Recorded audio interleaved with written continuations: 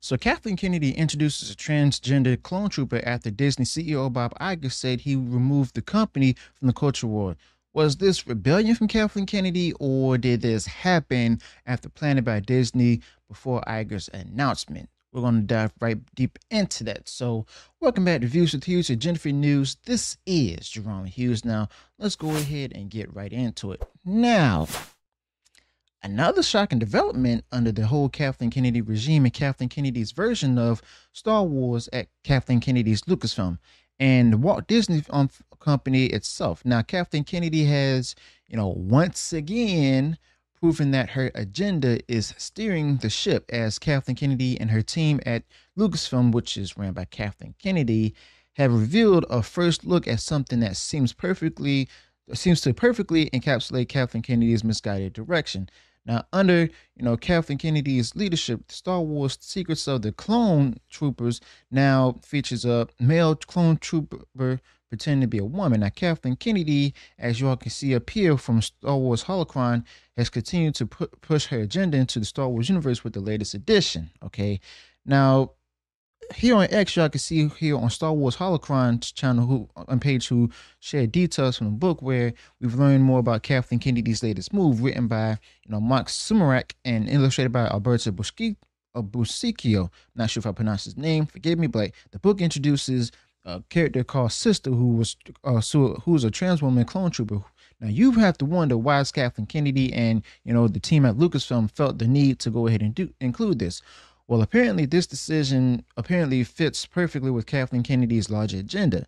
According to the story in this book, which is undoubtedly shaped by Kennedy's direction, Rex describes basically as Sister as someone who expressed the gender identity differently than the rest of the troopers. And this, of course, is exactly the kind of message that Kathleen Kennedy wants to normalize under her leadership. Okay, but according to Rex, the character Sister feared she'd have to have this who she really truly was inside. But under Kathleen Kennedy's ever persistent focus on inclusivity, the Seventh Sky Corps in a grand gesture gave her the name Sister to show that she belonged. And it's clear that Kathleen Kennedy has once again prioritized pushing a divisive agenda over telling the classic Star Wars stories that fans love. Now, this is all a part of Kathleen Kennedy's larger plan, to be honest, and it's becoming more obvious with every new release. But here's where Kathleen Kennedy takes things even further. See, the book, which was under the Kathleen Kennedy rule, Lucasfilm, is targeted toward children. That's right, children and stuff. Kathleen Kennedy and her team at Lucasfilm have packaged this content to reach young readers. And the publisher, Simon Schuster, in describing the book, states that Star Wars: The Secrets of Clone Troopers is an interactive, fully illustrated guide for readers of all ages. Now, once again, Kathleen Kennedy wants to make sure that her agenda reaches the next generation of Star Wars fans, or the Disney Star Wars fans. But it's just another notch in Kathleen Kennedy's relentless push to try and reshape Star Wars universe according to the vision of Kathleen Kennedy. Now, this is not the first time we've seen this kind of character appear under Kathleen Kennedy's watch.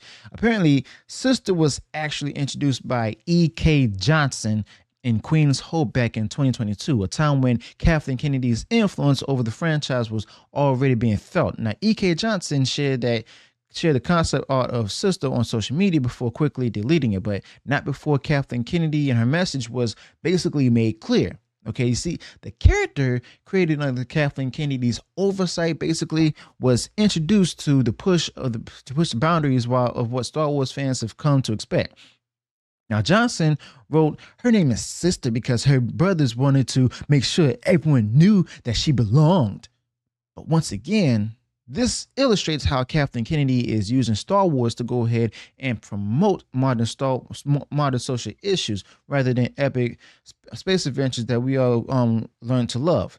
Now, Johnson went on to explain that the character doesn't have a huge part in Queen's Hope, but this character was created to be shared with other Star Wars writers. The idea behind this character, much like other recent, inclusions, which especially is under Kathleen Kennedy, is to make sure that Kathleen Kennedy's vision is spread throughout the Star Wars universe.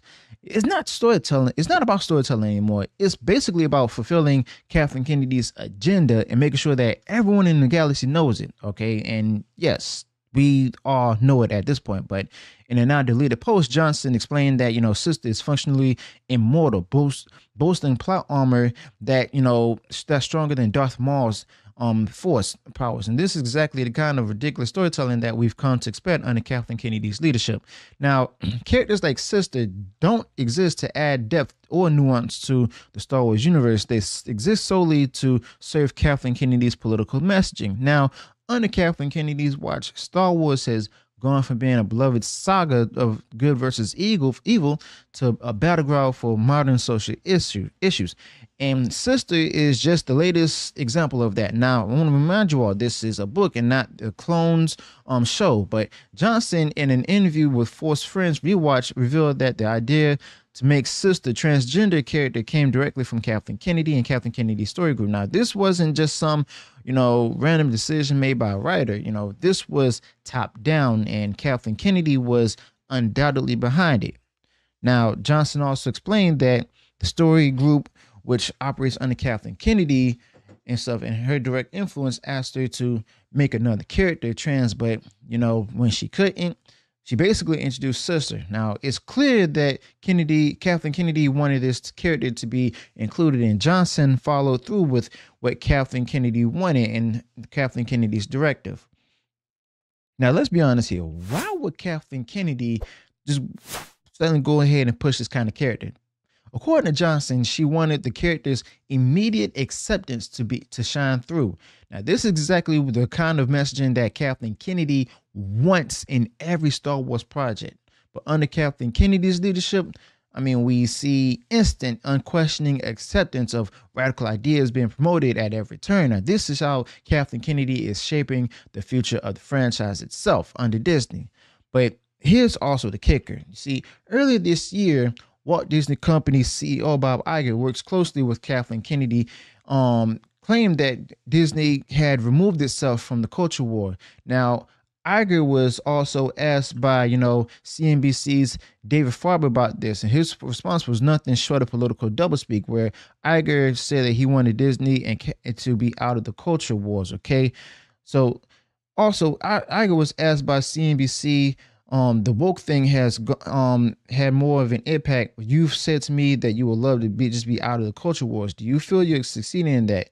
Now, here's what he said. Through me and the company for years, and it's just, I don't get distracted by those things. But the woke thing has had more of an impact. You've said to me that you would love to be just out of the culture wars. Do you feel like you're succeeding in that? Well, I think yes. I think the noise has sort of quieted down. I've been preaching this for a long time at the company before I left and since I came back, that our number one goal is to entertain. I think, look, the term woke is thrown around rather liberally, no pun intended in that regard.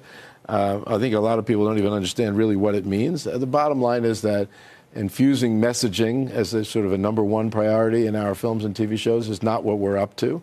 They need to be entertaining.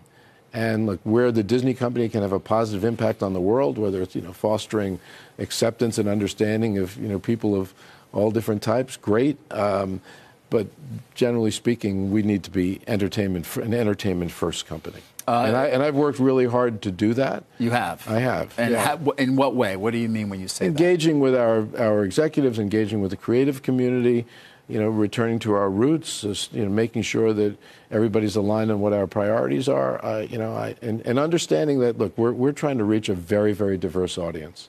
And on one hand, in order to do that, the stories you tell have to really reflect the audience that you're trying to reach. But that audience, because they are so diverse, really, first and foremost, they want to be entertained. And sometimes they can be turned off by certain things. And we just have to be more sensitive to the interest of a broad audience. It's not easy. You can't please everybody all the time. Right. Does the prospect of a Trump presidency change your approach at all or concern you at all, given that may raise the volume yet again on this anti-wokeness kind of thing? No. Look, the Walt Disney Company is 100 years old. You know, it's obviously. And you've worked there for more than half of them now. I have. I know that's hard to believe. It's a very special company with a mission to entertain in a world. Let's pause for a moment and understand that the world needs to be entertained today. And I don't know how many presidents have been in office since Disney was founded in 1923. I know that 9 have been in office since I started in 1974. That's pretty extraordinary. That is pretty extraordinary. It's pretty extraordinary you're still doing this. Yes. 1974. Richard Nixon was president when I started. Well, let's be honest here. They're basically, here we are just a few months later, basically, and Kathleen Kennedy is still pushing the same messaging. Now, Bob Iger might say one thing, but guess what? Kathleen Kennedy is clearly calling the shots when it comes to Star Wars under Kathleen Kennedy's leadership. Now, Star Wars is still neck deep in the culture war itself, and it's not showing any signs of slowing down.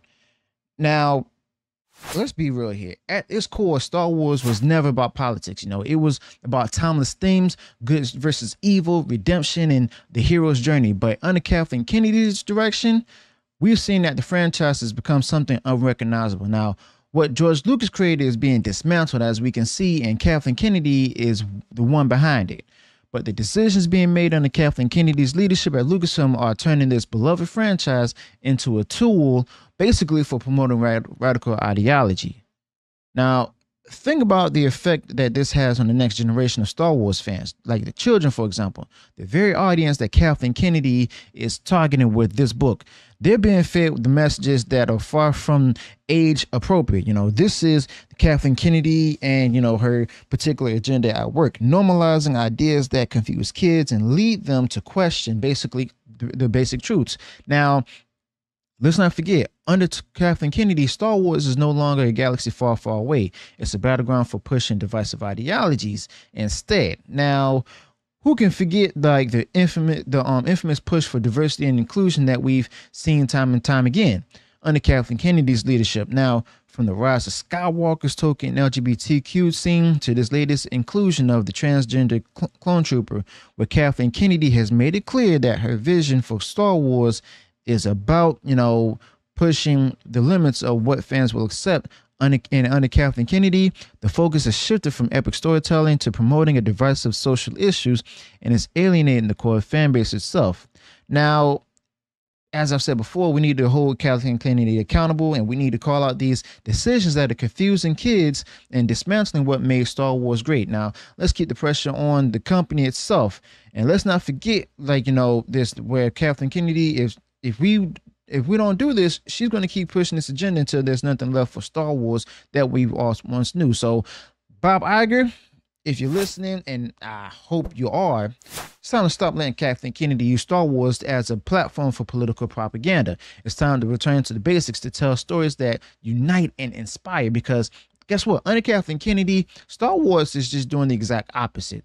Okay, so let me know your thoughts about this in the comments below. Also, be sure to include any additional thoughts you may have this particular topic. If you enjoy what I shared in this video, go ahead and smash the like button and share far wide across social media. And if you haven't done so already, and you enjoyed all the content that I put out there, go ahead, subscribe to the channel, click the bell notifications so that way you'll be notified of future uploads and updates. Till then, peace.